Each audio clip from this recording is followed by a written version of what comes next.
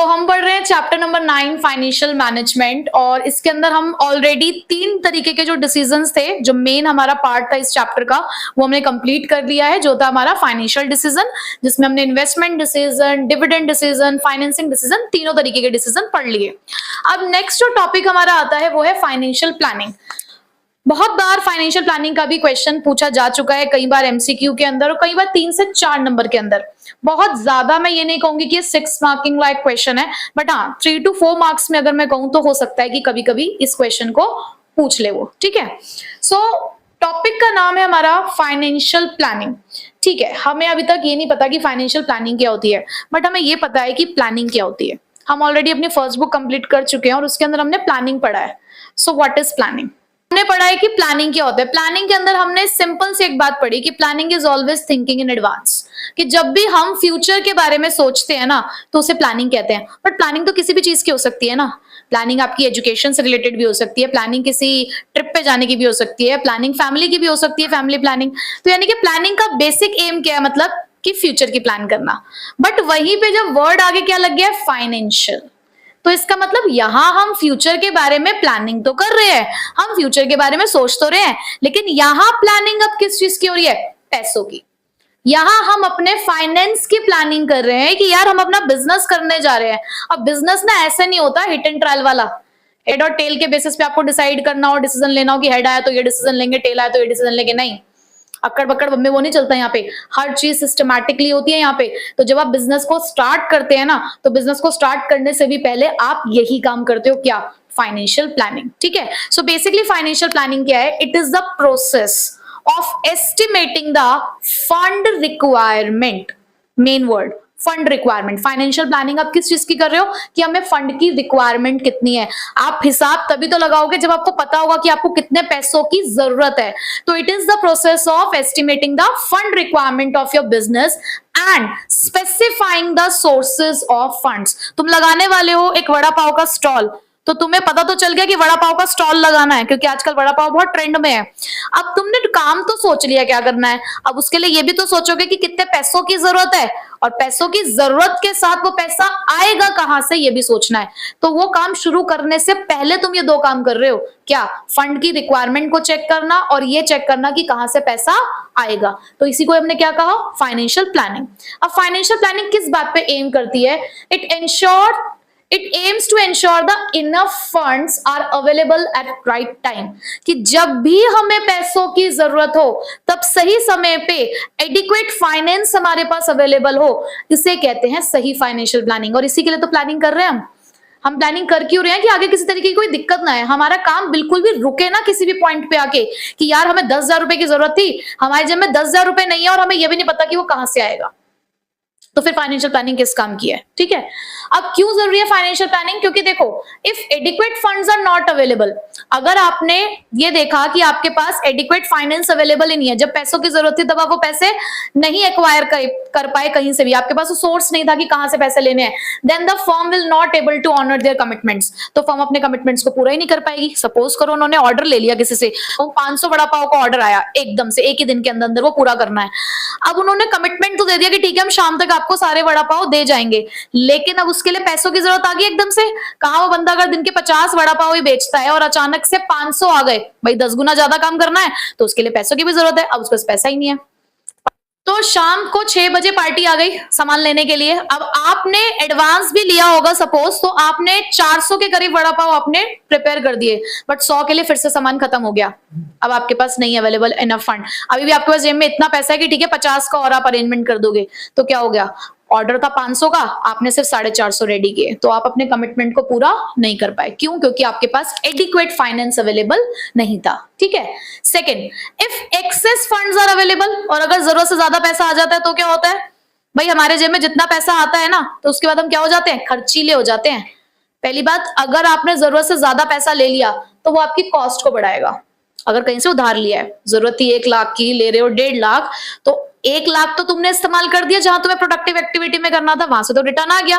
But वो जो बचा हुआ 50,000 रुपए है, वो या तो तुम अपनी तिजोरी में रख के बैठे हुए हो, या उससे अननेसेसरी कहीं पे खर्च कर रहे हो, कंजप्शन एक्सपेंडिचर पे, जहां से तुम्हें कोई भी रिटर्न जनरेट नहीं हो रहा है। ऐसा होता है ना कि जब यार हमारी जेब में पैसा होता है ना, तो हम खर्च कर देते हैं, कहीं ना कहीं हमसे वो पैसा खर्च हो ही जाता है, तो वो अननेसेसरी आपकी कॉस्ट को भी ऐड करता है और आपके वेस्टफुल एक्सपेंडिचर को भी बढ़ाता है। हम सोचते हैं कि यार चल आज पैसा आज ये काम कर लेते हैं, ठीक है। तो ये दो चीजों के लिए हम कहते हैं कि इनफ फंड्स होने चाहिए एट राइट टाइम, ठीक। नेक्स्ट, अब इसको ना अगर कभी ये इनडायरेक्टली पूछा जाता है तो ये एक लाइन है जिसको आपको ध्यान रखना है। उन्होंने कहा कि फाइनेंशियल प्लानिंग क्या है? It is essentially the preparation of the financial blueprint. Blueprint तो समझते हो ना तुम सब लोग, ब्लूप्रिंट क्या होता है? हम कहते हैं ना एग्जाम का ब्लूप्रिंट चाहिए, तो वो ये बताते हैं ना कि कौन से चैप्टर्स आ रहे हैं, कौन सा चैप्टर कितने नंबर का है और किस चैप्टर में से कितने मार्क्स के क्वेश्चंस आने वाले हैं, यानी कि पूरी फुल डिटेल देते हैं आपको ब्लूप्रिंट के अंदर टीचर्स एग्जाम के अंदर। तो यहां पर हम कौन से ब्लूप्रिंट की बात कर रहे हैं? फाइनेंशियल ब्लूप्रिंट, कि हमारे पास जरूरत है, हमें 1 करोड़ की जरूरत है, 1 करोड़ रुपए हमारे पास आ रहे हैं और उस 1 करोड़ को हम कहां कहां लगा रहे हैं, कहां कहां से आ रहा है और कहां कहां हम लगा रहे हैं उस फंड को, सोर्सेज क्या है और उसका एप्लीकेशन क्या है, वो सारी चीजें इसके अंदर लिखी जाती हैं। और ये किस चीज के बारे में है? Of future operation of your organisation. आप किस चीज का ब्लूप्रिंट बना रहे हो? अपने बिजनेस के फ्यूचर ऑपरेशंस का। क्लियर यहां तक बात? अब इस फाइनेंशियल प्लानिंग के ऑब्जेक्टिव क्या है? हमने ऑब्जेक्टिव वैसे ऊपर ही कवर अप कर लिए हैं, फिर भी देख लो कि ऑब्जेक्टिव क्या है, क्यों कर रहे हो फाइनेंशियल प्लानिंग। पहला point, availability of funds whenever required. ये वाली बात हमने यही कवर अप कर ली कि हमारे पास फंड्स अवेलेबल हो जब भी हमें जरूरत हो। दूसरा, that unnecessary finance is not raised, कि बिना मतलब में हमें पैसे नहीं लेने हैं, अननेसेसरी फंड रेज नहीं करना। क्यों नहीं करना? क्योंकि अननेसेसरी रेज करोगे तो कॉस्ट बढ़ जाएगी और वेस्टफुल एक्सपेंडिचर भी इंक्रीज हो जाएंगे। क्लियर हो गया? अब ये नहीं कि ऑब्जेक्टिव आए तो सिर्फ इतना लिखकर छोड़ दिया आपने, ये मैंने जो यहाँ पे डिटेल लिखवाई है वो डिटेल भी आपको यहाँ पर लिखनी है, ठीक है। क्लियर हो गया क्या होता है फाइनेंशियल प्लानिंग? अब हम पढ़ते हैं इसकी importance. Importance of financial planning, यानी कि हमारे लिए फाइनेंशियल प्लानिंग जरूरी क्यों है। सबसे पहले importance, helps to prepare for the future. अरे जब प्लानिंग का काम ही यही है कि फ्यूचर के बारे में सोचना, तो ऑब्वियसली आप फ्यूचर के लिए खुद को प्रिपेयर कर रहे हो कि आपने फ्यूचर में कोई ऑब्जेक्टिव सोचा हुआ है, आप काम करने जा रहे हो, तो आप अपने आप को किस चीज के लिए प्रिपेयर कर रहे हो? फ्यूचर के लिए। आपने सोचा आपको 30% से अपनी सेल्स इंक्रीज करनी है या 40% से अपना प्रॉफिट इंक्रीज करना है, तो उसके लिए आप आज प्लानिंग कर रहे हो ना, तो ये आपको हमेशा फ्यूचर के लिए प्रिपेयर करता है, यानी कि जो फ्यूचर में आने वाली घटनाएं हैं उसके लिए यहाँ पर आप पहले से ही खुद को प्रिपेयर करते हुए चल रहे हो, ठीक है। It avoids the business shocks and surprises. अचानक से अगर कोई नुकसान होता है ना तो उसका धक्का लगता है। अब तुम बहुत सालों से किसी के साथ रह रहे हो, लेकिन कहीं ना कहीं तुम अपने आप को एक सेफर साइड पे भी लेकर चलते हो कि यार आजकल की दुनिया ऐसी है जो बहुत जल्दी धोखा दे देती है, बदल जाती है, पलट जाती है। वक्त के साथ इंसान बदल जाता है, तो ना कहीं तुम्हारे दिल में कहीं ना कहीं वो एक चीज होती है कि यार कल को अगर ऐसा हो गया कि ये बदल गई, पलट गई, तो जब एकदम से वो सच में पलटेगी या सच में बदलेगी ना, तो थोड़ा सा दुख कम होगा जब पहले से कुछ चीजें देखते हुए चल रहे होगे तो, ठीक है। बिजनेस भी यही कहता है, अगर आप फ्यूचर के लिए पहले से प्रिपेयर होकर चल रहे हो तो अचानक से अगर आपको कोई लॉस भी होता है ना, तो आप उस लॉस के शॉक से, उन सरप्राइजेस से बच सकते हो। क्यों? क्योंकि आप पहले से ही सावधान थे। Third, achieve coordination between various functions. आप बहुत सारे फंक्शंस परफॉर्म करते हो ना काम करते टाइम, तो जब आप पहले से ही चीजों की प्लानिंग करके चलते हो कि देखो आपने ये सोच लिया कि कहां कहां से पैसा आएगा और कहां कहां लगाया जाएगा। अब आपके ऑर्गेनाइजेशन में बहुत सारे डिपार्टमेंट्स भी होते हैं, प्रोडक्शन, सेल्स, मार्केटिंग और financial department, research and development department, HR department, और इन सभी को ना रिसोर्सेज की जरूरत होती है, इन सभी को पैसे बांटने होते हैं। तो जब आप पहले से ही हर चीज की प्लानिंग करके चलोगे तो आपस में ये लोग कैसे चलेंगे? कोऑर्डिनेशन के साथ, एक तालमेल इनके बीच में बना रहेगा। It prevents the duplication of efforts and the gaps in planning. जब आपने पहले से ही प्लानिंग कर ली है तो एक ही काम 2 बार नहीं होगा। डुप्लीकेशन ऑफ एफर्ट्स का मतलब क्या है? कि एक काम आप बार बार करा रहे हो। तो जब आपने पहले से प्लानिंग कर ली, पूरा फाइनेंशियल ब्लूप्रिंट आप रेडी करके बैठे हुए हो, तो ना तो आपकी प्लानिंग में कोई गैप आएगा, गैप मतलब आपका काम रुकेगा भी नहीं, स्मूथली चलता रहेगा और आपके जो एफर्ट्स हैं वो वेस्ट नहीं हो रहे होंगे। Next, it helps to link the present with future. आप आज सोच रहे हो ना, फाइनेंशियल प्लानिंग आप आज कर रहे हो ना, कब के लिए? कल के लिए कर रहे हो ना, फ्यूचर के लिए। तो ये आपको आज लिंक कर रहा है किसके साथ? आपके फ्यूचर के साथ। जो आप आज अपना गोल बना के बैठे हो, आप वो गोल कब हासिल करने वाले हो? In future. तो आप अपने प्रेजेंट को फ्यूचर के साथ जोड़ने की कोशिश कर रहे हो, ठीक है। रोज रात को जो सपने देखते हो आज, वो कब के सपने देख रहे हो? आगे, फ्यूचर के, ठीक है। Next, it provides a link between investment and financing decision. हमने फाइनेंसिंग डिसीजन में ये पढ़ा कि ये हमें ये बताता है कि कौन कौन से वो सोर्सेज हैं जहां से, लॉन्ग टर्म सोर्सेज हैं जहां से पैसा आ सकता है। दो ही सोर्सेज थे, डेट और इक्विटी। जब वो पैसा आएगा तो वो किस किस एसेट में लगाया जाएगा, वो कौन सा डिसीजन होता है, इन्वेस्टमेंट डिसीजन। भाई पैसे का इंतजाम करना फाइनेंसिंग डिसीजन, फिर उसी पैसे को इस्तेमाल करना, अलग अलग एसेट्स में इन्वेस्ट करना, इन्वेस्टमेंट डिसीजन होता है। तो क्या इनके बीच में भी एक लिंक क्रिएट नहीं हो रहा है? हो रहा है ना। तो फाइनेंशियल प्लानिंग इन दोनों डिसीजन के बीच में भी क्या करता है, लिंक क्रिएट करता है। उसके बाद it makes the evaluation of actual performance easier. आपने प्लानिंग करके पहले ही एक स्टैंडर्ड परफॉर्मेंस सेट कर ली है, जब आप उस काम को कर लोगे तो आपकी एक्चुअल परफॉर्मेंस आएगी सामने, तो आप उसका इवैल्यूएशन कर पाओगे कि देखो हमने सपोज करो बजट बनाया है कि हमें 1 लाख रुपए की जरूरत है। जब आप काम करने लगे तो हो सकता है वही काम आपका 80,000 में हो गया हो, या हो सकता है वो काम आपका 1,10,000 में हो गया हो, या आपका एस्टिमेशन इतना करेक्ट था कि 1 लाख की जरूरत थी तो 1 लाख ही आपका लगा। तो एक्चुअल परफॉर्मेंस का इवैल्यूएशन करना आसान तब होता है जब आपके पास कोई स्टैंडर्ड होता है मेजरमेंट के लिए, ठीक है, और वो आप मेजरमेंट के लिए स्टैंडर्ड पहले ही सेट कर लेते हो क्योंकि फाइनेंशियल प्लानिंग में आप फ्यूचर के लिए प्रिपेयर कर रहे हो, ठीक है। तो ये हमारी कुछ इंपॉर्टेंस है फाइनेंशियल प्लानिंग की कि क्या हमें फ्यूचर के लिए प्रिपेयर करते हैं, बिजनेस शॉक्स और सरप्राइजेस से बचाते हैं, अलग अलग फंक्शंस के बीच में कोऑर्डिनेशन बनाते हैं, डुप्लीकेशन ऑफ एफर्ट्स को अवॉइड करते हैं, प्लानिंग में कोई गैप नहीं आता, प्रेजेंट को फ्यूचर के साथ लिंक करते हैं, इन्वेस्टमेंट और फाइनेंसिंग डिसीजन के बीच में भी लिंक क्रिएट होता है, और अपनी एक्चुअल परफॉर्मेंस का इवैल्यूएशन भी आसान हो जाता है, ठीक है। सो अब इस चैप्टर का एक ऐसा टॉपिक, बिजनेस में कभी भी आपने बिजनेस स्टडीज के अंदर ये नहीं सुना होगा कि न्यूमेरिकल्स करने होते हैं, है ना, बट ये टॉपिक ऐसा है कि आप यहां पर भी कुछ अकाउंटिंग करोगे, यहां पर भी आपको मैं एक आध न्यूमेरिकल सिखाऊंगी जो आपको यहाँ पे इस्तेमाल करना होगा।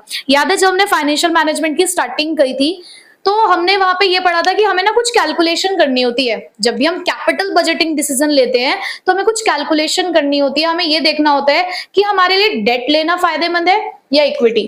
तो ये वही टॉपिक है जो आपको ये समझाएगा कि जब आप फंड रेस कर रहे हो, चाहे वो डेट से कर रहे हो चाहे इक्विटी से कर रहे हो, तो कब कहां से ज्यादा फंड लेना आपके लिए फायदेमंद होता है, ये कॉन्सेप्ट आपको वही सिखाने वाला है। तो एक इंपॉर्टेंट कॉन्सेप्ट है ये भी इस चैप्टर का, ठीक है। तो टॉपिक का नाम क्या है, कैपिटल स्ट्रक्चर। कैपिटल का मतलब तो आप सभी लोग जानते हो क्या होता है, जो पैसा बिजनेस में लगाया गया वो कैपिटल होती है, लेकिन वो कैपिटल आपने किस तरीके से लगाई है उसका स्ट्रक्चर डिजाइन करना है। स्ट्रक्चर का मतलब है कि आप ना अपने बिजनेस के अंदर 2 तरीके से पैसा लगा सकते हो, ये बात तो हम जानते हैं, हमने फाइनेंसिंग डिसीजन में ये पढ़ लिया है कि हमारे पास 2 ही सोर्स होते हैं पैसे लगाने के, या तो ऑनर्स फंड या बोरोड फंड। या तो हम खुद का पैसा लगाते हैं, बाहर वालों से पैसा लेते हैं, या मिक्सचर ऑफ 2, यानी कि कुछ अपना पैसा कुछ बाहर वालों का पैसा। देखो प्योरली बाहर वालों का पैसा तो आप नहीं ले सकते, आप सोचो कि 100% पैसा आप दूसरों के पैसे से ही काम चला लो, देखो ऐसा नहीं होता है। आप ऐसा कर सकते हो कि सारा का सारा पैसा अपना तो लगा सकते हो, लेकिन सारा का सारा पैसा बाहर वालों का लगाओ, ये पॉसिबिलिटीज कम होती है। तो हाँ, ऐसे में हमारे लिए क्या सही रहता है, दोनों का मिक्सचर यूज करना, थोड़ा सा डेट थोड़ी सी इक्विटी, पर कितना इक्विटी और कितना डेट ये भी तो डिसाइड करना होगा। तो कैपिटल स्ट्रक्चर इसी बात के ऊपर बेस्ड है, it refers to the proportion of the debt and equity. ये क्या बता रहा है कि आपके कैपिटल स्ट्रक्चर के अंदर आपने जो पैसा लगाया है ना बिजनेस के अंदर, उस पैसे के अंदर आपने कितना डेट और कितनी इक्विटी का यूज किया for financing your business operation, यानी कि अपने बिजनेस को चलाने के लिए आप बाहर वालों का पैसा कितना लेते हो और आपने अपना पैसा कितना लगाया है, वो आपका कैपिटल स्ट्रक्चर बताता है, ठीक है। अकाउंटेंसी के अंदर आपका एक चैप्टर है अकाउंटिंग रेशो, हो सकता है पढ़ लिया, हो सकता है ना भी पढ़ा हो। तो उसमें एक रेशो आती है डेट इक्विटी रेशो, जिसका फॉर्मूला होता है डेट अपॉन इक्विटी, कि आपकी इक्विटी के कंपैरिजन में आपके डेट कितने हैं, या मैं कहूं डेट के कंपैरिजन में इक्विटी कितनी है, दोनों के बीच का रिलेशनशिप। तो या तो इस वाले फॉर्मूले से, या अगर आप डेट को भी ओवरऑल कैपिटल के अंदर इंक्लूड करते हो तो debt upon debt plus equity, दोनों से ही आप कैलकुलेट कर सकते हो अपने कैपिटल स्ट्रक्चर के बारे में, ठीक है। सो डेट बेसिकली जो हम बार बार बोल रहे हैं, डेट क्या है, कर्जा, उधार लिया हुआ पैसा। तो डेट किसको रिप्रेजेंट करता है, बोरोड फंड को। वहीं पे इक्विटी किसको रिप्रेजेंट करती है, ऑनर्स फंड, यानी कि हमारा पैसा, हमने हिस्सेदारी दी लोगों को, शेयर कैपिटल दी, तो बदले में हमारे पास पैसा आया। अगर मैं कॉस्ट के टर्म्स में बात करूं तो कॉस्ट के टर्म्स में डेट सस्ता होता है इक्विटी से, ये बात मैंने आपको बहुत पहले बता दी थी फाइनेंसिंग डिसीजन में। बट अगर हम रिस्क को देखें तो डेट रिस्की होते हैं as compare to the equity. क्यों? क्योंकि देखो बाहर वाला इंसान है ना, बाहर वाला असली चेहरा आपको दिखाई देगा आपके कब, आपके खराब समय में। कि आप अगर डेट लेते हो तो आपके ऊपर दो बर्डन इमीडिएटली आ जाते हैं। एक तो कि आपने इंटरेस्ट पे करना है जब तक आप पैसा इस्तेमाल कर रहे हो, दूसरा आपने जितने समय के लिए पैसा उधार लिया है उस टाइम पीरियड के पूरे हो जाने के बाद आपको वो पैसा वापस करना पड़ेगा। तो रिस्क के टर्म्स में देखूं तो डेट हमारे लिए रिस्की है, यानी कि इक्विटी फायदेमंद है। कॉस्ट के टर्म्स में देखूं तो डेट फायदेमंद है। तो दोनों ही फायदेमंद दिख रहे हैं किसी किसी सिचुएशन में। सो कैपिटल स्ट्रक्चर क्यों हमें सही चूज करना चाहिए? Because it affects both profitability and financial risk. अगर आपने गलत कैपिटल स्ट्रक्चर डिजाइन किया तो वो आपकी प्रॉफिटेबिलिटी को भी अफेक्ट करेगा और आपके फाइनेंशियल रिस्क को भी इंक्रीज कर सकता है। क्यों? क्योंकि आपके पास एक कॉम्पोनेंट है डेट जो रिस्क को रिप्रेजेंट करता है। कौन सा रिस्क को? फाइनेंशियल रिस्क को। ठीक है, next, a capital structure is said to be optimal. एक अच्छा कैपिटल स्ट्रक्चर कौन सा माना जाता है? When the proportion of debt and equity is such that it increases the value of equity share. कि आपने इस तरीके से डेट और इक्विटी का मिक्सचर यूज किया कि आपके इक्विटी शेयर्स की जो मार्केट वैल्यू है वो इंक्रीज हो रही है। और यही तो हमारे फाइनेंशियल मैनेजमेंट का भी ऑब्जेक्टिव है। पहला objective, primary objective of financial management, कि भैया जिन लोगों ने हमारे यहाँ पे पैसा लगाया है ना, जो हमें अपना मान के में अपना पैसा दे रहे हैं, हमें उनकी पैसे की वैल्यू को इंक्रीज करना है, उनके इक्विटी शेयर्स की मार्केट प्राइस को इंक्रीज करना है। और एक कैपिटल स्ट्रक्चर अच्छा वही माना जाएगा जो इस काम को कर रहा होगा। तो ऑब्जेक्टिव भी यही है इसका। क्या? The objective of capital structure is to increase the shareholders wealth. जिसको आप कैसे हासिल कर सकते हो? एक कॉन्सेप्ट है, यही है हमारा न्यूमेरिकल कॉन्सेप्ट, जिसको हम पढ़ेंगे अभी, फाइनेंशियल लिवरेज, और जिसको हम किस नाम से जानते हैं? Trading on equity. ठीक है, तो डिटेल में हमें इस कॉन्सेप्ट को पढ़ना है जो हमें सही कैपिटल स्ट्रक्चर चूज करने में हेल्प करेगा। ठीक है, ट्रेडिंग ऑन इक्विटी या मैं कहूं फाइनेंशियल लिवरेज, ये दोनों ही कॉन्सेप्ट ना आपस में इंटर रिलेटेड है। तो सबसे पहले मैं बात करती हूँ फाइनेंशियल लिवरेज की। फाइनेंशियल वर्ड तो आपको पता है कि क्या होता है, जो भी पैसों से संबंधित चीजें हैं हम उसे फाइनेंस कहते हैं और वहीं से निकला है फाइनेंशियल। लिवरेज क्या होता है? लिवरेज रिप्रेजेंट करता है रिस्क को। एक बहुत छोटी सी बात अगर मैं आपसे पूछूं, आपके पास दो जगह से पैसा आ रहा है। एक पैसा आपका खुद का पैसा है, आपकी जेब का पैसा है, या आपने अपने सामान को बेचकर बिजनेस में पैसा लगाया, और एक पैसा ऐसा है जो आपने किसी और से उधार लेकर लगाया। रिस्क किसमें होगा? उधार में ना, यानी कि डेट में। तो डेट किसको रिप्रेजेंट करता है? बेसिकली रिस्क को। तो फाइनेंशियल लिवरेज का सीधा सा मतलब अगर मैं आपसे कहूं तो फाइनेंशियल लिवरेज क्या है? Financial risk. अगर मेरे कैपिटल स्ट्रक्चर में 10 लाख रुपए का कैपिटल स्ट्रक्चर है मेरा, मैंने 10 लाख रुपए अपने बिजनेस में लगाए, उसमें से मैंने 6 लाख रुपए तो शेयर कैपिटल के लगाए, यानी कि ऑनर्स फंड लगाया, और 4 लाख रुपए मैंने किससे उधार लेकर लगाए। आप मुझे बता सकते हो कि कितना फाइनेंशियल रिस्क होगा? कितना परसेंट? आप ये सीधे सीधे आपने बात बता दी मुझे कि 40% का फाइनेंशियल रिस्क है आपको। यही है फाइनेंशियल लिवरेज। आपने बिल्कुल सही बात बता दी मुझे कि फाइनेंशियल लिवरेज कितना है। तो फाइनेंशियल लिवरेज की डेफिनेशन क्या है? It refers to the proportion of debt in overall capital, यानी कि आपकी जो ओवरऑल कैपिटल है उसके अंदर डेट आपने कितना रखा है, वही आपके फाइनेंशियल लिवरेज को रिप्रेजेंट करता है। क्योंकि डेट ही एक ऐसा कंपोनेंट है जो रिस्क को दिखाता है, फाइनेंशियल रिस्क को दिखाता है। कौन से वाला रिस्क? Financial risk. भाई रिस्क होते तो दो तरीके के, बिजनेस रिस्क और फाइनेंशियल रिस्क, लेकिन जब हम डेट की बात करते हैं तो डेट किससे रिलेट करता है? फाइनेंशियल रिस्क से। बात समझ आ गई? Next is trading on equity. हमें इक्विटी का मतलब पता है और ट्रेडिंग का मतलब भी तो पता है हमें क्या होता है। ट्रेडिंग का मतलब क्या है? खरीदना बेचना। यहाँ पर आप इक्विटी की ट्रेडिंग करते हो। अब इक्विटी की ट्रेडिंग मतलब कि देखो हमें अपना ओवरऑल कैपिटल स्ट्रक्चर डिजाइन करना है। हम चाहते हैं कि कैपिटल स्ट्रक्चर इस तरीके से डिजाइन हो कि हमारे बिजनेस की जो कैपिटल है वो इंक्रीज हो, वो घटे ना। फाइनेंशियल मैनेजमेंट करने के पीछे हमारा जो ऑब्जेक्टिव था वो था भी यही कि जो शेयर होल्डर की वेल्थ है हमें उसे इंक्रीज करना है। अब उसे इंक्रीज करने के लिए हमें प्रॉफिट अर्न करना होगा, तभी तो कर पाओगे आप ये काम। तो ट्रेडिंग ऑन इक्विटी इसी से रिलेटेड एक कॉन्सेप्ट है। It means increase in profit. Trading on equity क्या कहता है? Increase in profit earned by the equity share holder. कि जो हमारे इक्विटी शेयर होल्डर्स हैं वो जो प्रॉफिट कमा रहे हैं वो बढ़ जाए। बट ये प्रॉफिट बढ़े कैसे? Due to the presence of the fixed financial charges. कि आप जो फिक्स फाइनेंशियल चार्जेस पे करते हो उसकी वजह से।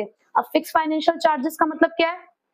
अगर मैं सिर्फ बोलूं फिक्स्ड चार्जेस, तो फिक्स चार्जेस का मतलब है कि अपने बिजनेस को चलाते हुए जो भी आपके फिक्स खर्चे होते हैं, जैसे कि रेंट आपको पे करना पड़ रहा है, इंश्योरेंस प्रीमियम आपको पे करना पड़ रहा है। बट वहीं पे अगर मैं बोलूंगी ना फिक्स्ड फाइनेंशियल चार्जेस, इसका मतलब आपने उधारी ले रखी होगी, उस उधारी पे आप इंटरेस्ट भरते होगे, तो वो इंटरेस्ट है आपका फिक्स फाइनेंशियल चार्ज। तो बहुत ही सीधी भाषा में अगर मैं बोलूं, बहुत सरल भाषा में, तो डेट लेकर फायदा कमाना है, उधारी लेकर फायदा कमाना है। और वो कैसे होता है वो हमें ट्रेडिंग ऑन इक्विटी का कॉन्सेप्ट बताता है, ठीक है। अब ट्रेडिंग ऑन इक्विटी कहता है कि हम ना अपनी अर्निंग पर शेयर इंक्रीज कर सकते हैं इस डेट की वजह से। लोग कहते हैं कि उधार लेना नुकसानदायक है, उधार लेना रिस्क को रिप्रेजेंट करता है। अरे रिस्क ही तो इश्क है, ये भी तो पढ़ा है हमने, और इश्क में ही मजा है। तो जितना ज्यादा तुम डेट लोगे उतना ही आपको फायदा होगा। तो यहाँ पर आपको डेट का सही तरीके से इस्तेमाल करना है, और वो सही तरीका अभी हम सीखेंगे कि कैसे। तो उन्होंने कहा ऐसा कैसे हो सकता है कि डेट लेने की वजह से हमें फायदा हो जाए। तो उन्होंने कहा 2 रीजन है उसके कि क्यों फायदा होता है। ये क्वेश्चन भी पूछा जा सकता है आपसे कि कैसे यूज ऑफ डेट हमारे इक्विटी शेयर होल्डर्स के रिटर्न को बढ़ा देता है, ये कैसे होता है। तो उसके 2 रीजन होते हैं। पहला रीजन, अगर मैंने अपने बिजनेस में पैसा उधार लिया, किसी से 1 लाख रुपए उधार लिया 10% के रेट ऑफ इंटरेस्ट पे, ठीक है, किसी ने मुझे 10% के ब्याज पे 1 लाख रुपए दे दिए। मैंने उस पैसे को इस तरीके से अपने बिजनेस में इस्तेमाल किया कि मुझे 12% का रिटर्न आ रहा है। तो मैं क्या करूंगी, 1 लाख पे 10,000 का मुझे क्या भरना है, इंटरेस्ट भरना है, बट 12,000 रुपए मैं कमा रही हूँ, तो 10,000 में वहां दे दूंगी, तब भी मुझे कितने का फायदा हुआ, 2,000। क्या मेरा पैसा लगा हुआ था, किसी और के पैसे से ही मैंने मुनाफा कमा लिया। So this is trading on equity, ठीक है। सो कॉस्ट ऑफ डेट अगर कॉस्ट ऑफ इक्विटी से कम है, तो यानी कि अगर आपको सपोज, अब इसका एक और एग्जांपल अगर मैं कहूं, ये तो आपको मैंने समझाने के लिए एक बात बताई, आपने डेट लिया 8% पे, डिविडेंड देना पड़ता 10% पे, तो सस्ता क्या है, डेट ना, उधारी सस्ती है ना। तो ऐसे में आपको फायदा हुआ, पहला फायदा। दूसरा, जब आप इंटरेस्ट भरते हो ना डेट के ऊपर, तो वो टैक्स की कैलकुलेशन से पहले होता है ये काम। ये बात मैंने आपको पहले भी समझाई थी कि सपोज 2 कंपनी है, दोनों का प्रॉफिट ना 1-1 लाख रुपए है। ये ए कंपनी है, ये बी कंपनी है, दोनों का प्रॉफिट 1-1 लाख रुपए है। इसने डेट ले रखा, इसने डेट नहीं लिया, और इसको अपने डेट के ऊपर 10,000 रुपए का इंटरेस्ट भरना होता है। तो इसके पास प्रॉफिट कितना बचा, 90,000। अब 90,000 का सपोज करो इसको 50% टैक्स पे करना होता है, तो 90,000 का 50% कितना हुआ, 45। तो 45,000 प्रॉफिट बचा इनके पास, जिसमें से डिविडेंड बांटा जाएगा, ठीक। बट यहाँ पे अगर मैं इस वाली कंपनी की बात करूं, तो इस वाली कंपनी ने कोई डेट नहीं ले रखा, तो ये इंटरेस्ट पे नहीं करती। अब क्योंकि ये इंटरेस्ट पे नहीं करती, तो ये 1 लाख का ही टैक्स भरेगी। 1 लाख का 50% विच इज 50,000। तो एक्चुअल में इसके पास कितना प्रॉफिट बचा, 50,000। तो देखो जहां पर इसकी टैक्स लायबिलिटी 45,000 है, इसकी टैक्स लायबिलिटी कितनी है, 50,000। किसकी ज्यादा है टैक्स लायबिलिटी, जिसने डेट नहीं लिया। इसका मतलब डेट लेने की वजह से हमारी जो टैक्स की लायबिलिटी है वो रिड्यूस हो जाती है। बात समझ आ रही है, डेट लेने की वजह से हमारी जो टैक्स की लायबिलिटी है वो क्या हो जाती है, कम हो जाती है। तो ये भी तो एक फायदा है, आपका टैक्स बच रहा है। देखो सीधे 5,000 का टैक्स बच रहा है आपको। तो ये 2 रीजन है। सबसे पहला रीजन कि cost of debt cost of equity से कम होना चाहिए, and interest on debt is a tax deductible expense which reduces the tax liability, whereas dividend is paid out of the after tax profit। क्योंकि वो जो interest है हमारी tax की लायबिलिटी को कम करता है, लेकिन डिविडेंड कोई टैक्स की लायबिलिटी को कम नहीं करता। मुझे 45,000 में से भी डिविडेंड पे करना होगा, 50,000 में से ही पे करना होगा। सो it therefore increased use of debt raises the return of equity shareholder। तो यही रीजन है कि कैसे आप डेट का इस्तेमाल करके भी अपने इक्विटी शेयर होल्डर के क्या बढ़ा सकते हो, रिटर्न्स को इंक्रीज कर सकते हो, ठीक है। बट यहाँ पर ना सिर्फ हमने अभी बात पढ़ी है, इस चीज को हम प्रूफ भी करेंगे। हमारे पास एक एनालिसिस है, EBIT एंड EPS एनालिसिस, जो एक न्यूमेरिकल पोर्शन को कवर करता है, और इसी के ऊपर हम चर्चा करेंगे, और इसी से जानेंगे कि कब हमेशा डेट लेना फायदेमंद नहीं होता, कब फायदेमंद होता है और कब फायदेमंद नहीं होता, ठीक है। सो ट्रेडिंग ऑन इक्विटी के अंदर हमें कब डेट लेना फायदेमंद है और कब डेट लेना फायदेमंद नहीं है, इसके लिए हमें 2 कॉन्सेप्ट समझने होंगे, फेवरेबल फाइनेंशियल लिवरेज और अनफेवरेबल फाइनेंशियल लिवरेज। मतलब कब रिस्क लेना फायदेमंद होगा और कब रिस्क लेना फायदेमंद नहीं होगा। तो इसके लिए मैं आपको यहाँ पर एक सिचुएशन बताती हूँ कि एक कंपनी एक्स है, वो कंपनी एक्स अपने कैपिटल के अंदर 30 लाख रुपए लगाना चाहती है, यानी कि कंपनी को 30 लाख रुपए की जरूरत है। अब उसके सामने 3 सिचुएशन है। पहली सिचुएशन है उसके बाद कि जहां पर वो कहते हैं मुझे बाहर वालों से पैसा लेना ही नहीं है, पूरा 30 लाख रुपए उन्होंने इक्विटी यानी कि शेयर कैपिटल से रेज किया। दूसरी सिचुएशन में वो कहते हैं कि हम डेट लेंगे 10 लाख रुपए का और इक्विटी रखेंगे 20 लाख की। थर्ड सिचुएशन के अंदर डेट 20 लाख और इक्विटी 10 लाख। देखा जाए तो सबसे ज्यादा डेट कौन सी सिचुएशन में है? सिचुएशन 3। तो अगर मैं फाइनेंशियल लिवरेज की बात करूं तो कहां सबसे ज्यादा रिस्क है? सिचुएशन 3 में। तो चलिए अब देखते हैं कि कौन सी सिचुएशन हमारे लिए फायदेमंद होगी। तो उसके लिए सबसे पहले मुझे यूज करना है ईबीआईटी। अब ईबीआईटी क्या होता है? Earning before interest and tax. यानी कि जब आप अपना प्रॉफिट एंड लॉस अकाउंट बना रहे थे तो आपने अपने सारे खर्चे माइनस कर लिए हैं, सारी इनकम प्लस कर ली है, सिर्फ दो ही चीजें रह चुकी है, इंटरेस्ट और टैक्स। उससे पहले का प्रॉफिट है ये, ठीक है। और प्रॉफिट कितना आपके पास यहां पर हमने अज्यूम करके रखा है? 4 लाख, ठीक है।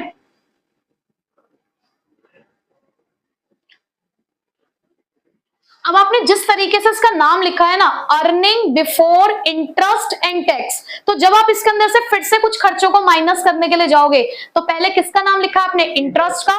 तो सबसे पहले आप यहाँ पे इंटरेस्ट ही माइनस करोगे।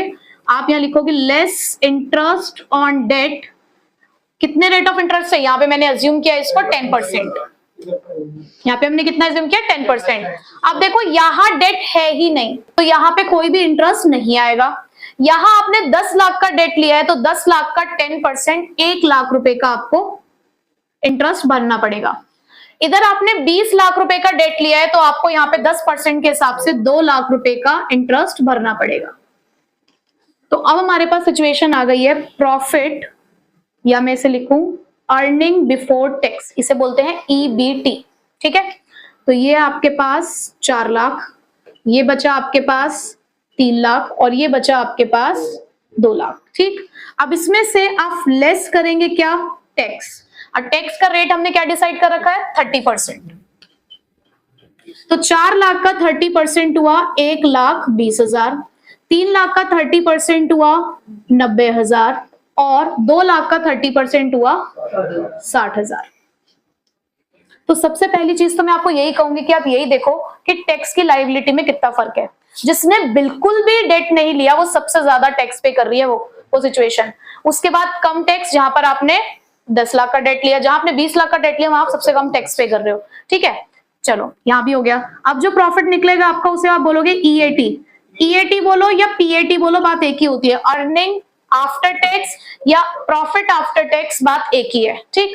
तो अब आपके पास कितना कितना प्रॉफिट बचा है? यहां बचा 2,80,000, यहां बचा 2,10,000 और यहां बचा 1,40,000, ठीक। अब आपको क्या काम करना है? अब आपको निकालना है अर्निंग पर शेयर और उसका फॉर्मूला क्या होता है? उसका फॉर्मूला होता है पीएटी, या जिसको आपने अभी ईएटी कहा, ईट, ठीक है, divided by number of equity shares, ठीक है। कैसे निकालना है ईपीएस? पीएटी या EAT divided by number of equity shares. अब देखो यहां आपके पास कितना आया है? ये 2,80,000 का ईएटी आपके पास। यहां आपके पास शेयर्स कितने हैं? 30 लाख रुपए के शेयर्स है। मैंने कहा शेयर्स कितने हैं, तो 30 लाख के शेयर है और एक शेयर आपका 10 रुपए का है, तो टोटल नंबर ऑफ शेयर्स कितने हो गए? टोटल नंबर ऑफ शेयर्स हुए आपके पास 3 लाख। सेम यही काम आप यहां भी करोगे। 2,10,000 का प्रॉफिट बचा हुआ है और यहां 20 लाख के शेयर्स हैं, तो शेयर्स कितने हुए? 2 लाख। 10 से डिवाइड कर दोगे। यहां पर आपके पास 1,40,000 का प्रॉफिट है और आपके पास शेयर्स कितने हैं? 10 लाख के, तो कितने हुए? 1 लाख, ठीक। अब आप देखो यहां पर पहले वाले में आप अर्निंग पर शेयर यानी कि एक शेयर पे आपको कितना रिटर्न मिल रहा है? 0.93। दूसरे सिचुएशन में मिल रहा है 1.05 और तीसरे सिचुएशन में मिल रहा है 1.40। कहां सबसे ज्यादा मिल रहा है? आपको सिचुएशन 3 में सबसे ज्यादा रिटर्न मिल रहा है इक्विटी शेयर्स के ऊपर, जिसने सबसे ज्यादा डेट लिया। तो दिखा आपको कि फायदा हुआ या नहीं हुआ? हुआ ना। और जिसने बिल्कुल भी डेट नहीं लिया वहां पे सबसे कम आपको रिटर्न मिल रहा है। पता है ऐसा क्यों हुआ? ये कोई ऐसे नहीं कि हमेशा ऐसा ही होता है, हमेशा ऐसा नहीं होता। इसके पीछे एक रीजन है। क्या रीजन है? वो रीजन है रिटर्न ऑन इक्विटी। एक आपको यहाँ पे कैलकुलेट करना होगा ROI, रिटर्न ऑन इन्वेस्टमेंट। अब इसका फॉर्मूला क्या होता है? इसका फॉर्मूला होता है EBIT अपॉन में कैपिटल एम्प्लॉयड इनटू में 100, ठीक है। क्या फॉर्मूला है? EBIT अपॉन में कैपिटल एम्प्लॉयड इनटू 100। EBIT आपके पास 4 लाख स्टार्टिंग में था, कैपिटल एम्प्लॉयड कितनी है आपकी? 30 लाख इनटू में 100, ये आया आपका 13.33%। ये जो आपको फेवरेबल लिवरेज देखने को मिल रहा है ना, फेवरेबल का मतलब यही है कि रिस्क लेने का आपको फायदा हुआ, आपने जितना ज्यादा रिस्क लिया उतनी ही आपकी अर्निंग पर शेयर बढ़ी। क्यों? क्योंकि आपकी रिटर्न ऑन इन्वेस्टमेंट 13.33 थी। अब यहां से कंक्लूजन निकलता है कि कब फेवरेबल फाइनेंशियल लिवरेज होता है, जब आपकी रिटर्न ऑन इन्वेस्टमेंट अगर आपकी कॉस्ट ऑफ डेट से ज्यादा है तो ही वो लिवरेज फेवरेबल होता है। इसे बहुत इंपॉर्टेंट है, ये एमसीक्यूज में सबसे ज्यादा पूछे जाने वाला क्वेश्चन है ये, कि कब आपका जो फाइनेंशियल लिवरेज है वो फेवरेबल होता है। कब? जब return on investment cost of debt से ज्यादा हो। अगर आपने सबसे पहले यही कैलकुलेट कर लिया होता ना तो आपको पता ही चल जाता कि फेवरेबल ही है। क्यों? क्योंकि रिटर्न ऑन इन्वेस्टमेंट कितना आ रहा है, मतलब आपने पैसा उधार लिया, उस पैसे से आपको फायदा कितना मिल रहा है, 13.33, जबकि आपको भरना कितना पड़ रहा है, सिर्फ 10%। 3.33% का आपको फायदा हो रहा है ना, तो इसीलिए फेवरेबल है। बट वहीं पे अगर ये रिटर्न ऑन इन्वेस्टमेंट 9% आ जाती तो ये ज्यादा डेट लेने का नुकसान होता आपको। तो ये सिचुएशन, सिर्फ ये सिचुएशन ये बताती है कि फेवरेबल है या अनफेवरेबल है, जिसको मैंने आपको यहाँ पर पूरी तरीके से डिफाइन कर दिया है। ठीक है, अभी तो मैंने सिचुएशन बताई है फेवरेबल की, अभी इसी को ही अनफेवरेबल सिचुएशन से करते हैं। अब नेक्स्ट कॉन्सेप्ट है अनफेवरेबल फाइनेंशियल लिवरेज, यानी कि यहां पर मैंने देखो कुछ खास चेंज नहीं किया है, सिचुएशंस वही है, कंपनी वही है, 30 लाख रुपए उसे जरूरत है, 30 लाख रुपए की उसे जरूरत है, उसने 3 सिचुएशन रखी हुई हैं। पहली सिचुएशन में बिल्कुल डेट नहीं लिया, सारा का सारा पैसा इक्विटी से रेज कर रहे हैं। सेकंड सिचुएशन में डेट 10 लाख है, इक्विटी 20 लाख है। थर्ड सिचुएशन में डेट 20 लाख है और इक्विटी 10 लाख है। सिर्फ मैंने देखो क्या चेंज किया है, ईबीआईटी, कि मुझे जो अर्निंग हो रही है ना फिलहाल इंटरेस्ट और टैक्स से पहले की, अब वो 2 लाख हो रही है। ठीक है, तो यहां पर अब 2 लाख के हिसाब से हमें काम करते हुए चलना है। तो यहां पर शुरुआत उसी से करी, ईबीआईटी 2-2 लाख रुपए है। पहली सिचुएशन में कोई डेट नहीं है तो कोई इंटरेस्ट भी नहीं है, इंटरेस्ट सेम ही रहेगा, 10 लाख का 10% 1 लाख, 20 लाख का 10% 2 लाख। जब आपने ईबीटी निकाला तो 2 लाख का यहाँ पे आपको प्रॉफिट मिला, यहाँ 1 लाख का ही बचा और यहाँ तो प्रॉफिट बचा ही नहीं है। उसके बाद टैक्स 30% ही लेना है, तो 2 लाख का 30% 60,000, 1 लाख का 30% 30,000, और जब यहाँ प्रॉफिट नहीं है तो टैक्स का भी कोई मतलब नहीं है। ईएटी यानी कि इसकी कहानी तो यहीं खत्म हो गई थी। ईएटी यानी कि आपका प्रॉफिट आफ्टर टैक्स या अर्निंग आफ्टर टैक्स 1,40,000, यहाँ 70 और वहां तो कुछ भी नहीं है। अब ईपीएस की अगर मैं बात करूं तो ईपीएस का फॉर्मूला क्या पढ़ा अभी हमने, पीएटी अपॉन में equity, number of equity shares. तो यहाँ पर 1,40,000 divided by 3 lakh 0.47, 70,000 divided by 2 lakh 0.35, और यहाँ तो कुछ है ही नहीं तो निल।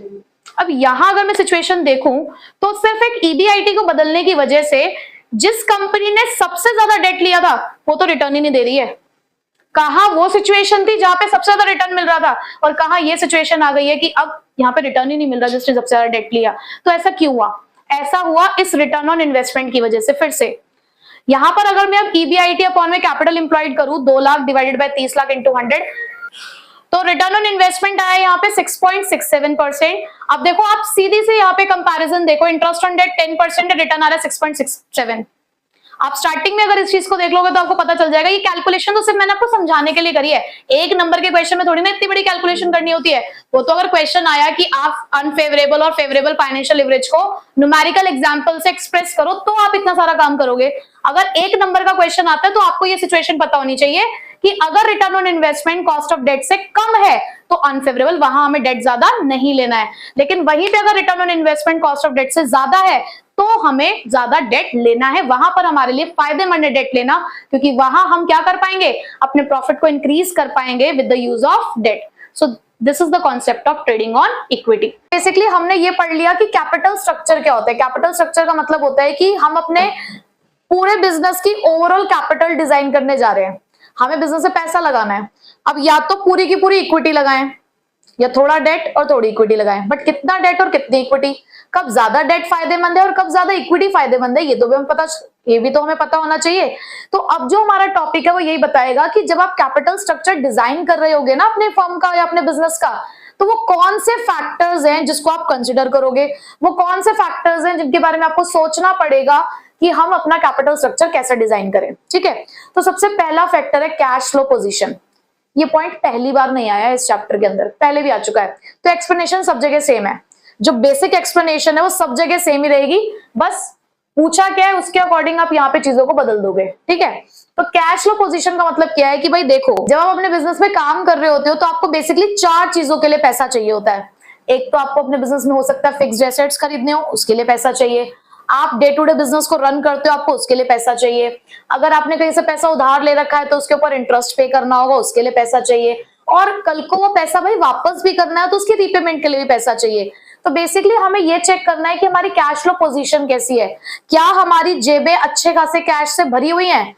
क्योंकि देखो, अगर डेट पे जाओगे तो डेट का मतलब है कि ये दोनों ऑब्लिगेशंस अराइज हो जाएंगे, इंटरेस्ट भी भरना पड़ेगा, प्रिंसिपल अमाउंट भी वापस करना है। तो अगर आपको लगता है ना कि आपकी जेब में अच्छा खासा पैसा है तो आप डेट ज्यादा और इक्विटी कम ले सकते हो। ये ना सिर्फ सजेशंस हैं कि क्या प्रेफर करते हैं हम, ठीक है। ये हार्ड एंड फास्ट रूल नहीं है कि ऐसा ही होता है, ये सिर्फ सजेशंस है, ओपिनियंस है। बट वहीं पे अगर हमें लगता है कि हमारी जेब में अच्छा खासा पैसा नहीं है, इनसफिशिएंट बैलेंस है हमारा कैश का, तो वहां पर देखो डेट ज्यादा लेना फायदेमंद नहीं है, वहां पे इक्विटी की तरफ जाना ज्यादा फायदेमंद है। क्योंकि इक्विटी की वजह से ना बहुत ज्यादा ऐसे ऑब्लिगेशंस आपके सर के ऊपर नहीं आते हैं, ठीक। Second point, interest coverage ratio. यहां पर जो भी स्टार्टिंग के कुछ पॉइंट्स हैं थोड़े से डिफरेंट से हैं, तुमको अच्छे से ध्यान रखना। इंटरेस्ट कवरेज रेशो क्या कहती होगी ये रेशो? ये रेशो ये बताती है कि आपको कल को इंटरेस्ट पे करना है तो आपके पास ऐसा कितना प्रॉफिट है, अपने प्रॉफिट में से कितनी बार आप अपने इंटरेस्ट को कवर कर सकते हो। फॉर एग्जाम्पल, आपके पास 2 लाख रुपए का प्रॉफिट है, 10,000 का आपको इंटरेस्ट पे करना है, तो अपने उस प्रॉफिट में से आप कितनी बार इंटरेस्ट पे कर सकते हो? 20 टाइम्स। यही होती है interest coverage ratio. Interest coverage ratio क्या बताती है? The number of times EBIT, EBIT means earning before interest and tax, अब ये बात हम जानते हैं, कवर्स द इंटरेस्ट ऑब्लिगेशन, कि आपकी ईबीआईटी कितने नंबर ऑफ टाइम्स आपके इंटरेस्ट ऑब्लिगेशंस को पूरा कर देगी। और इसका फॉर्मूला भी क्या होता है? ईबीआईटी अपॉन में इंटरेस्ट। तो जब हम इस रेशो को कैलकुलेट करते हैं, अगर ये रेशो हायर रेशो आती है, अच्छी रेशो अगर ये शो करता है, तो दैट मींस कि आप डेट ज्यादा ले सकते हो क्योंकि आप अपने डेट कमिटमेंट्स को पूरा कर पाओगे, बट इक्विटी आप कम रख सकते हो। बट अगर ये रेशो लो आ रही है, इसका मतलब आपके पास इतना प्रॉफिट नहीं हो पाता है कि कल को आप अपने इंटरेस्ट को पे ऑफ कर सको, तो उस केस में आपको डेट कम लेना ज्यादा प्रेफर करते हैं, ठीक है। प्रेफरेंस क्या रहेगी कि आप डेट कम लो, ठीक है। नेक्स्ट, बट क्या सिर्फ एक ऑर्गेनाइजेशन में इंटरेस्ट पेमेंट ही करनी होती होगी? और भी बहुत सारे ऑब्लिगेशंस होते हैं। तो जो चीजें आईसीआर में कवर नहीं हो पाती है उसे डीएससीआर कवर करता है, यानी कि डेट सर्विस कवरेज रेशो। अब ये डेट सर्विस कवरेज रेशो क्या है? It फिल्स the deficiencies of ICR, यानी कि जो कमी यहां रह गई है ना, उस कमी को हम यहां पूरा करेंगे। आप तो यहां सिर्फ इंटरेस्ट की बात कर रहे हो, बट और भी बहुत सारे काम करने होते हैं हमें। तो यहाँ पे सबसे पहला काम हम क्या करते हैं? हम देखते हैं हमारे पास कैश प्रॉफिट कितना है, उसको कंपेयर किया जाता है कि कैश रिक्वायर्ड कितना है, किस चीज के लिए? भाई डेट और प्रेफरेंस शेयर कैपिटल। आपको पता है ना कि 2 तरीके के शेयर्स होते हैं, इक्विटी और प्रेफरेंस, जिसमें प्रेफरेंस शेयर कैपिटल को डिविडेंड पे करना ही पड़ता है अगर आपके पास प्रॉफिट है तो। एक बार को इक्विटी वालों के लिए पैसा नहीं बचा कोई बात नहीं, लेकिन प्रेफरेंस वालों को हमें डिविडेंड पे करना पड़ता है। तो यहाँ पर हम देखते हैं कि कितना कैश प्रॉफिट अवेलेबल है और हमें रिक्वायरमेंट कितने की है डेट और प्रेफरेंस शेयर कैपिटल से रिलेटेड खर्चों को करने के लिए। तो इसके लिए हम एक फॉर्मूला इस्तेमाल करते हैं, PAT, profit after tax plus depreciation plus interest plus non cash expenses written off. कुछ ऐसे खर्चे होते हैं जो हम राइट ऑफ करते हैं, जैसे कि प्रीलिमिनरी एक्सपेंसेस। प्रीलिमिनरी एक्सपेंसेस का मतलब होता है बिजनेस को खोलने से पहले हम कुछ खर्चे करते हैं। अब वो खर्चे जो हमने किए उसकी वजह से बिजनेस तो लाइफ टाइम तक चलेगा, तो ये थोड़ी कि एक ही साल में उस खर्चे को लिख दिया जाता है, उसको सालों साल तक राइट ऑफ किया जाता है।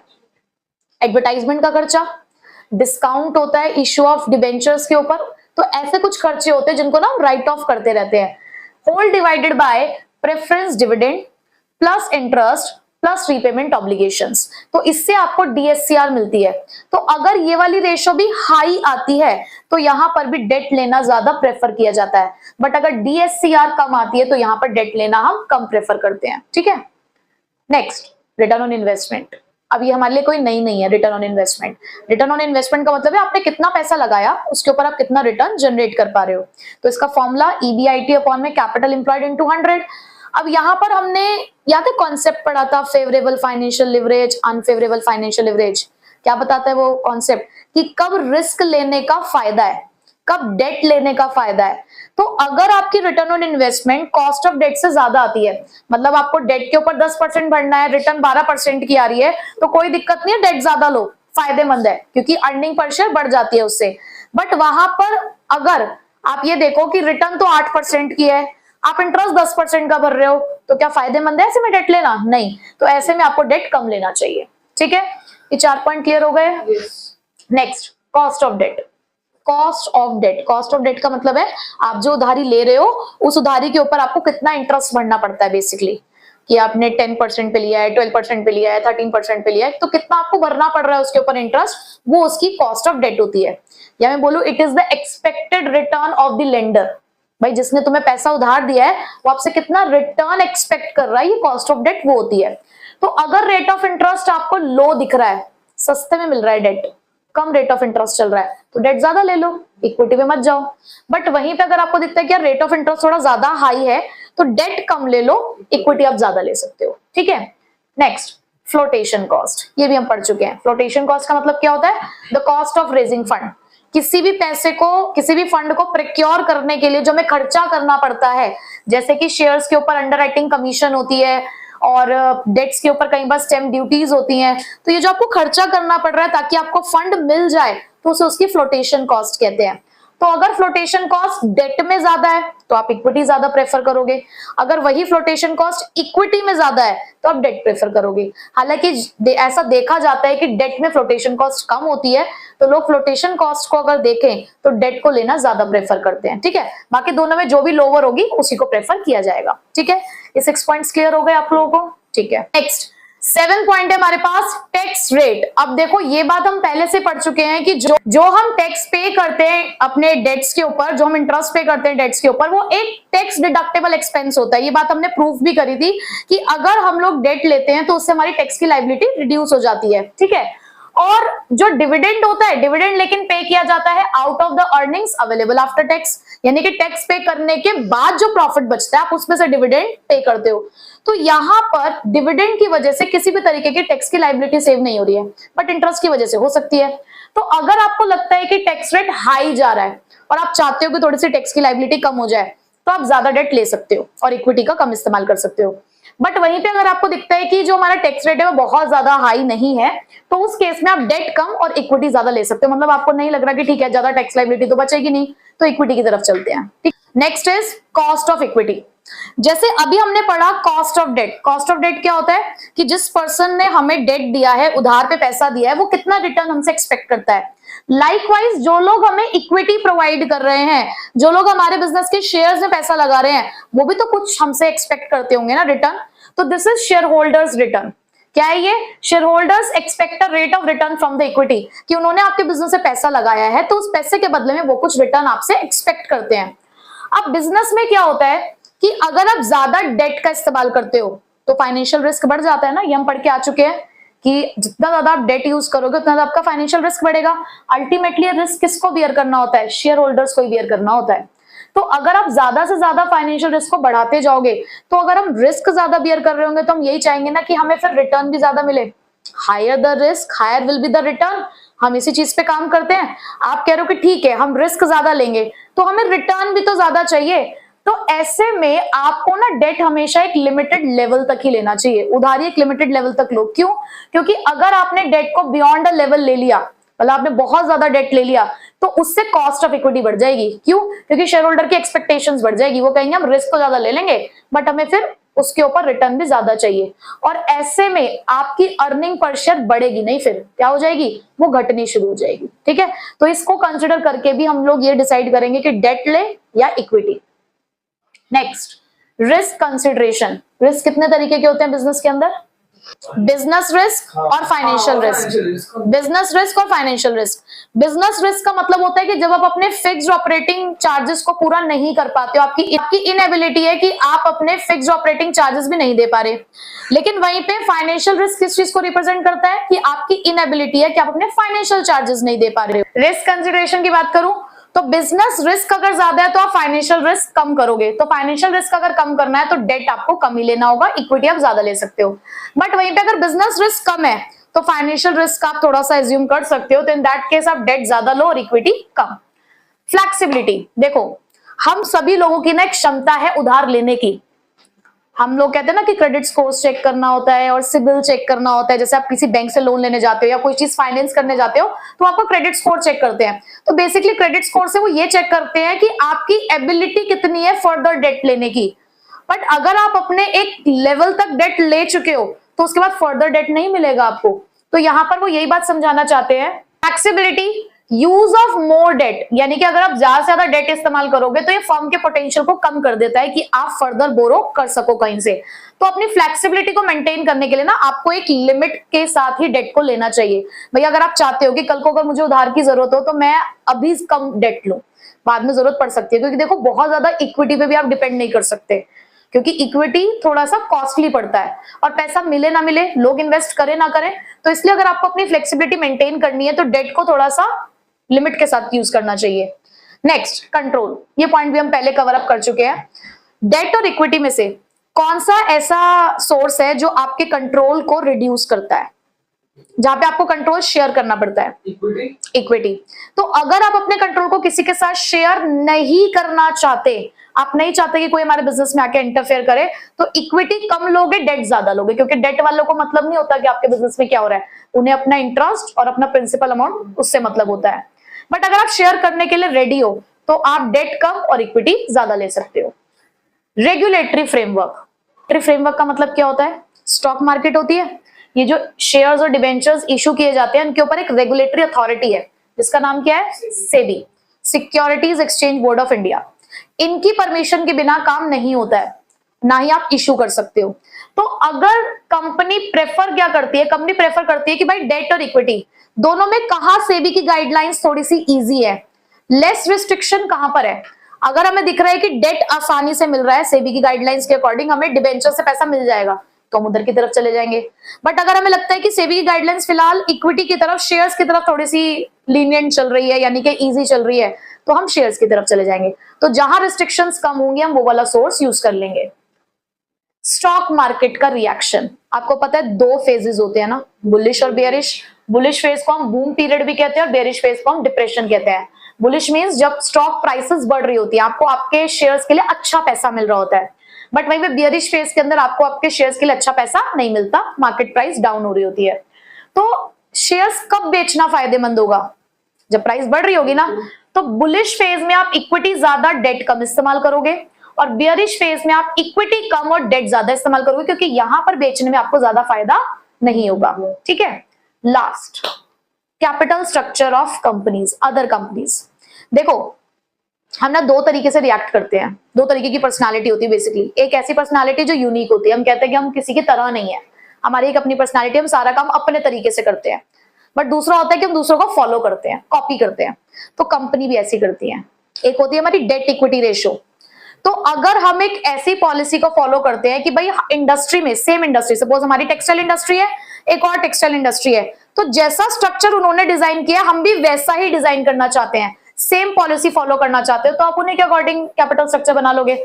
अगर उन्होंने ज्यादा डेट लिया होगा तो आप भी ज्यादा डेट लोगे, अगर उन्होंने इक्विटी ज्यादा ली होगी तो आप भी इक्विटी ज्यादा लोगे। बट अगर आप यूनिक रहना चाहते हो, आप चाहते हो कि जैसा वो करेंगे हम वैसा तो बिल्कुल नहीं करेंगे, तो आप अपने अकॉर्डिंग करोगे। अगर उन्होंने डेट ज्यादा लिया होगा आप डेट कम लोगे, अगर उन्होंने इक्विटी ज्यादा ली होगी आप इक्विटी कम लोगे।